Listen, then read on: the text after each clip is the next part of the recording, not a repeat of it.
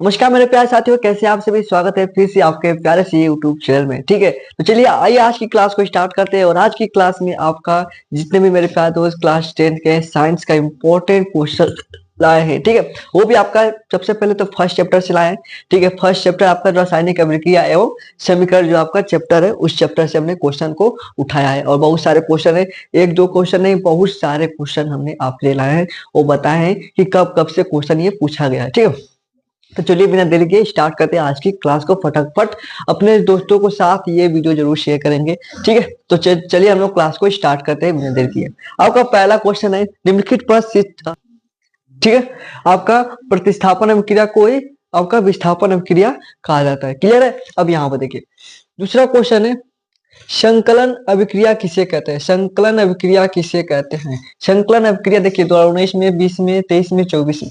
संकलन अभिक्रिया क्या, संकलन अभिक्रिया जिसे हम योगात्मक अभिक्रिया भी कहते हैं। संकलन अभिक्रिया को योगात्मक अभिक्रिया, किसको आपका संकलन अभिक्रिया या योगात्मक अभिक्रिया या संयोजन अभिक्रिया कहा जाता है। आपका किसको भाई। ठीक है, ऑक्सीकरण अभिक्रिया क्या होता है। ऑक्सीकरण अभिक्रिया क्या होता है, ये क्वेश्चन देखिए 2020 में, 23 में, 24 में पूछा गया ऑक्सीकरण अभिक्रिया के बारे में। ठीक है, चलिए हम लोग सबसे पहले बात करेंगे आपका प्रतिस्थापन अभिक्रिया क्या होता है। ठीक है, फिर बात करेंगे आपका संकलन यानी कि योगात्मक अभिक्रिया या संयोजन अभिक्रिया कहते हैं, ये क्या होता है। फिर ऑक्सीकरण अभिक्रिया क्या होता है, और भी जितने भी सारे क्वेश्चन है वो सभी क्वेश्चन को हम लोग आसानी से देखेंगे। ठीक है, चलिए अगर पहला बात करें जो प्रतिस्थापन अभिक्रिया क्या होता है। ठीक है, तो यह वह अभिक्रिया होती है जिसमें एक तत्व दूसरे तत्व को क्या करते, प्रतिस्थापित करते, विस्थापित करते। ठीक है, यह क्या होता है कि यह वह अभिक्रिया है जिसमें एक तत्व या समूह दूसरे तत्व या समूह को विस्थापित कर देता है। ठीक है, वो आपका क्या कहलाता है, वो आपका प्रतिस्थापन अभिक्रिया कहलाता है। यानी कि एक तत्व, जैसे यहाँ पर देखेंगे जेड, ठीक है, जिंक है। ठीक है, ये जो आपका जिंक है, ठीक है, ये आपका एसीएल को, यानी कि जब रिएक्शन करते हैं, इसको मिलाते हैं, रिएक्शन कराते हैं, तो आपका ZnCl2 बनाता है। तो यहाँ पर क्या हो रहा है, ध्यान दीजिएगा कि Zn है जो आपका जिंक है, इसमें हाइड्रोजन को, जो आपका HCl में हाइड्रोजन क्या कर रहा है, इसमें से निकाल दे रहा है, यानी कि उसको बाहर निकाल रहा है। देखिए हाइड्रोजन क्या करेगा, बाहर निकालेगा, उसको विस्थापित कर देगा, वहां से हटाकर अपनी जगह वहां पे स्थान घेर लेगा। यहाँ पर क्या बना दिया, ZnCl2 बना दिया, जिंक क्लोराइड बना दिया। ठीक है, तो ये आपका क्या होगा, ये आपका प्रतिस्थापन अभिक्रिया हो गया।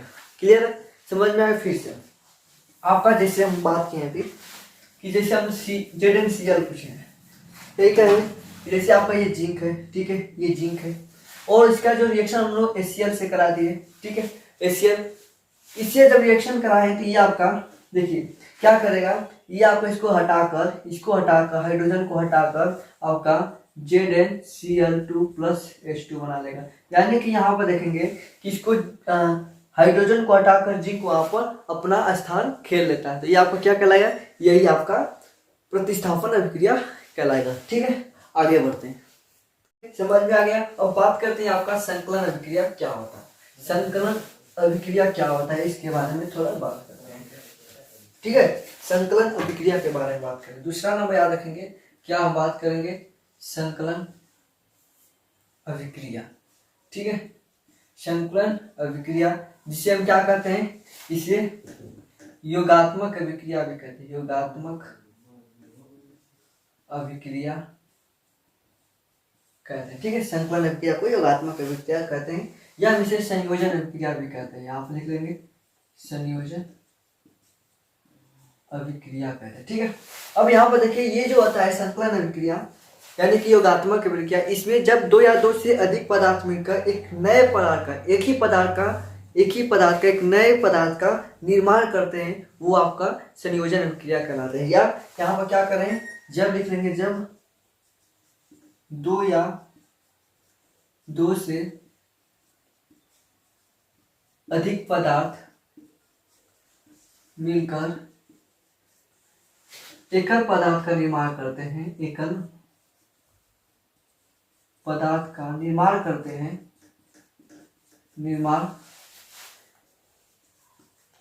हैं, उसे संकलन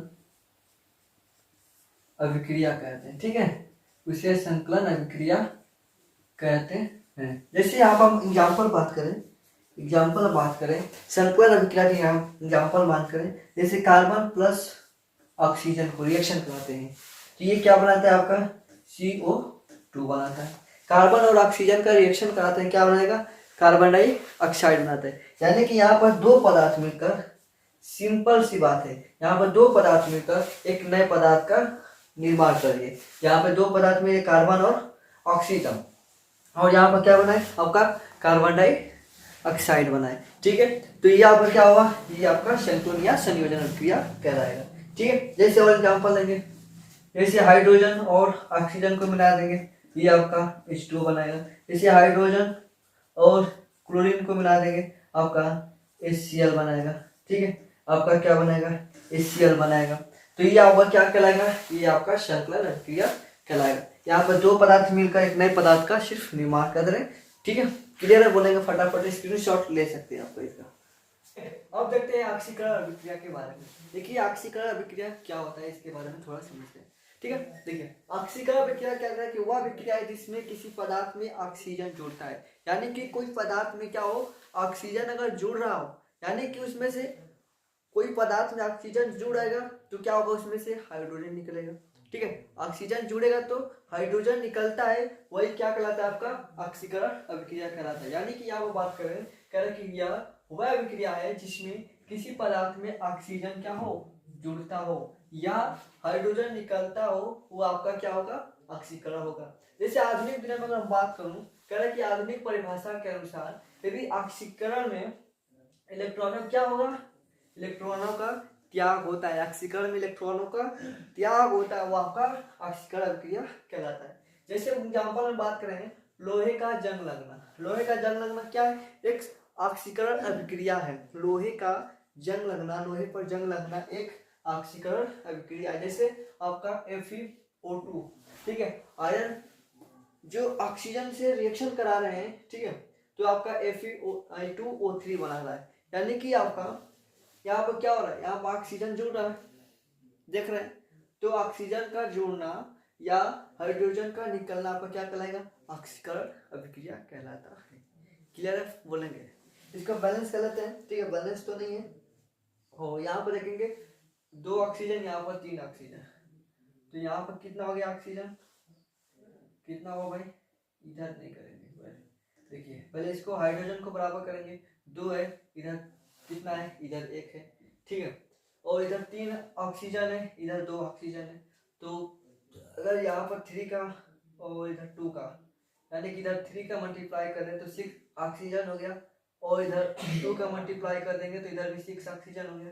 ठीक है, लेकिन आपका आयरन कितना हुआ 4 हो गया, इधर 4 का मल्टीप्लाई कर देंगे। ठीक, तो ये आपका बैलेंस भी हो गया। तो ऑक्सीकरण अभिक्रिया समझ में आया। ठीक है, तो क्या होगा ऑक्सीकरण अभिक्रिया समझ में आया, ऑक्सीजन का जुड़ना और हाइड्रोजन का निकलना ऑक्सीकरण अभिक्रिया कहलाता है। ऑक्सीजन का जुड़ना हाइड्रोजन का निकलना ऑक्सीकरण अभिक्रिया कहलाता है। क्लियर है, बोलेंगे एक बार स्क्रीनशॉट आप ले लीजिए।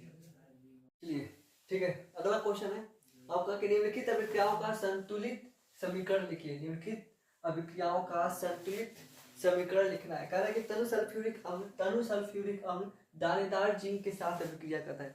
तनु सल्फ्यूरिक अम्ल दानेदार जिंक के साथ क्रिया करता है तो क्या बनाएगा भाई, तनु सल्फ्यूरिक अम्ल दानेदार जिंक यानी कि Zn प्लस तनु सल्फ्यूरिक अम्ल का फार्मूला क्या होता है, क्योंकि तनु सल्फ्यूरिक अम्ल का H2SO4 होता है।